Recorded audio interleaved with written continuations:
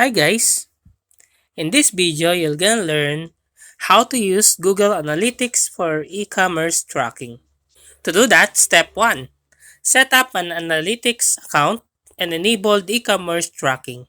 To enable e-commerce tracking, go to the gear icon at the bottom left corner, which is admin, and click on it. And then in the View column, click on the e-commerce setting and toggle the Enable e-commerce option to on.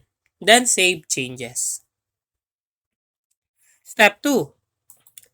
Add e-commerce tracking code to your website. Obtain the tracking code snippet provided by Google Analytics for your specific property. Step 3. Implement enhanced e-commerce tracking. If you want more detailed insights into your e-commerce performance, consider implementing enhanced e-commerce tracking and test and validate your tracking implementation. After implementing the tracking code, it's crucial to test and verify if it's working correctly.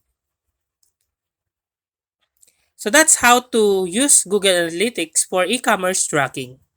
If you like this video, please click the subscribe button and click the bell icon to notify you to our next tutorial. Thanks for watching!